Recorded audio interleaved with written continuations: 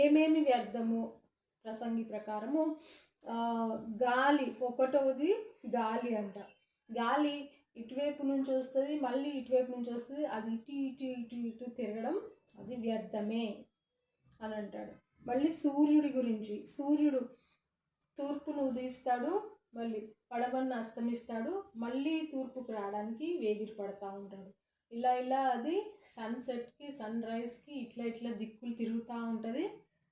దాని ప్రయాసంతా వ్యర్థమే అంటాడు. మళ్ళీ నదులు కూడా ఎక్కడి నుంచో పారడం మొదలయ్యి మళ్ళీ వచ్చి ఇట్లా రౌండ్ తిరిగి మళ్ళీ అది ఓషన్లోకి వెళ్ళిపోతాయి. ఓషన్లో స్టార్ట్ అయ్యి మళ్ళీ ఓషన్లోకి వచ్చేస్తే అట్లా తిరగడం అంతా వ్యర్థమే అని అంటాడనమాట. అతని యొక్క అనాలిసిస్ ఏమేం వ్యర్థము అనేది. మళ్ళీ వివేకం వలన దుఃఖము కలుగుద్ది, అంటే వివేకము అధికమైన వివేకం వల్ల దుఃఖము కలుగును అంటే వ్యర్థము కాదు, కానీ అధికమైన విద్య దుఃఖ కారణం అంటారు.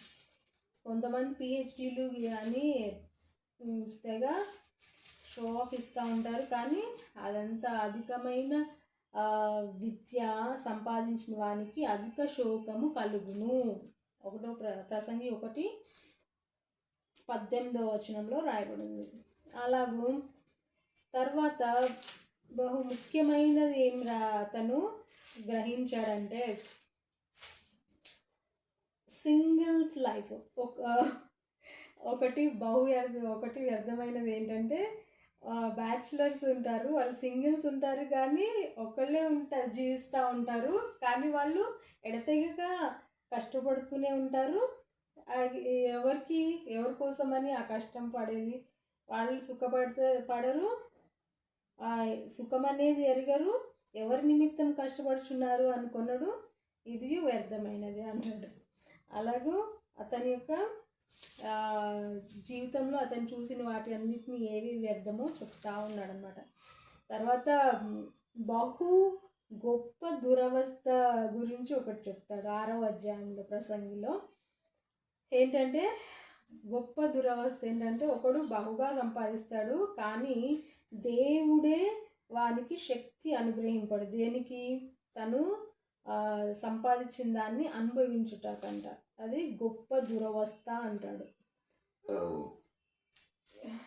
కొంతమంది బాగా సంపాదిస్తారు, కానీ సంపాదించి సుఖపడదాం అనే లోపుకి ఏమవుతుంది, వాళ్ళకి ఆరోగ్యం క్షీణించడం, అట్లా వాళ్ళ యొక్క కష్టార్జితాన్ని అనుభవించలేరు అనమాట.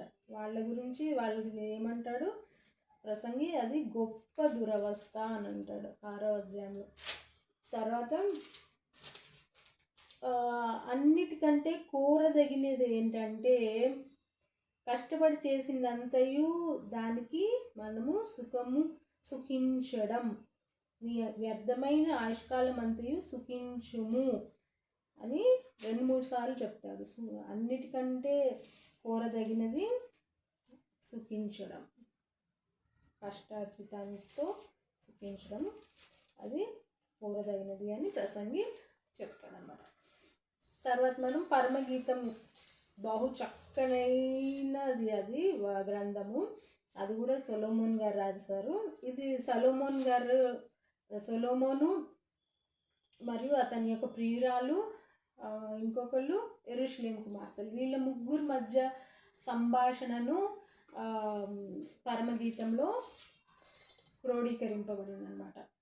వాళ్ళ ముగ్గురు మధ్య ఏమేమి సంభాషణలు జరుగుతూ ఉంటాయంటే, ఫస్ట్ ప్రియురాలు మొదలు పెడుతుంది. ఏమని, అతను నిన్ను నీ ప్రేమ ద్రాక్షారసం కన్నా మధురము అని సొలొమోన్ని పొగుడుతూ ఉంటుంది. అయితే ఇది తనతో ప్రియురాలు ఏం చేస్తుంది సొలొమోన్తో, నీ యొక్క మందని నువ్వు ఎక్కడ కాచుకుంటావు, నేను అక్కడికి వస్తాను అంటే సొలొమోన్ అంటాడు, నా యొక్క మందల అడుగుజాడలను బట్టి నీవు పొమ్ము, అప్పుడు నీకు మేకలు నేను ఎక్కడ మేపుతున్నాను నీకు తెలుస్తుంది అని అంటాడు అన్నమాట. తర్వాత 16వ వచనం, 2వ అధ్యాయం 16వ వచనంలో అప్పుడు కరెక్ట్ ఆన్సర్ చెప్తుంది. ఎక్కడంటే అతడు మేపేది నా ప్రియుడు నావాడు, నేను అతని దానను పద్మములున్న చోట అతడు మందను మేపుచున్నాడు. అది ఆఖరికి ఆమె తెలుసుకుంది, అతడు తన మందని ఎక్కడ మేపుతున్నాడో తెలుసుకుంది అనమాట. తెలుసుకున్న తర్వాత 3వ అధ్యాయంలో ఆమె యొక్క ప్రియుడు అనగా సొలొమోను కనపడకపోగా వెతుకుతూ ఉంటే కనిపిస్తాడు. రాత్రిపూట అక్కడ కనిపించిన వెంటనే అతని వెనుకే పల్లకి వస్తుంది అనమాట, బాగుగా అలంకరింపబడిన పల్లకి. దాని స్తంభములు వెండిమయములు అంట, దాని పాదములు స్వర్ణమయములు. అయితే ఆ పల్లకిని చూసి అదేంటి సొలొమోను వెనకే పల్లకి వస్తుంది అనుకుంటారనమాట. తర్వాత మళ్ళీ ఇంకోసారి ఏమైంది, యెరూషలేం పట్టణంలో ఉన్న స్త్రీలు మళ్ళీ అడుగుతారు, ఎక్కడికి పోయాడు వాడు అని. అయితే అంతకుముందు అధ్యాయంలో 5వ అధ్యాయంలో ఏముంటుంది, సొలొమోన్ వచ్చి తన ప్రియురాలి తలుపును కొడతా ఉంటే ఈమె తెరవడానికి సమయం తీసుకుంటుంది.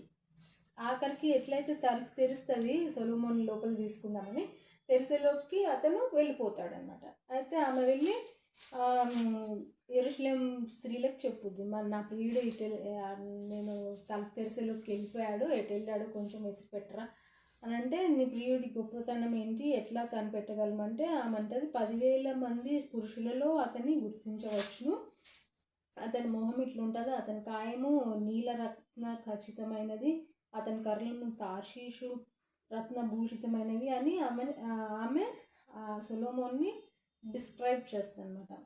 దాని తర్వాత ఆఖరికి ఎక్కడ దొరుకుతాడు, ఉద్యానవనం నందు మేపుటకు పద్మములను ఏరుకుంటకు నా ప్రియుడు తన ఉద్యానవనకు పోయాను అని ఆమె తెలుసుకుంటుంది అనమాట. ఆమె లేచి తలుపు తెరిసేలోకి అతడు ఉద్యానవనంకి వెళ్ళిపోయాడని తెలుసుకుంటుంది. తర్వాత సొలొమోను ఆమె యొక్క అతని యొక్క ప్రియురాలి యొక్క అందాన్ని వివరిస్తాడనమాట. నీ పాదరక్షలతో నీవెంత అందంగా నడుచుచున్నావు అనుకుంటా, నీ గాత్రం పద్మాలంకృత గోధుమ రాశి అని చక్కగా ఆమెని వర్ణిస్తూ ఉంటాడు అన్నమాట. అట్లాగూ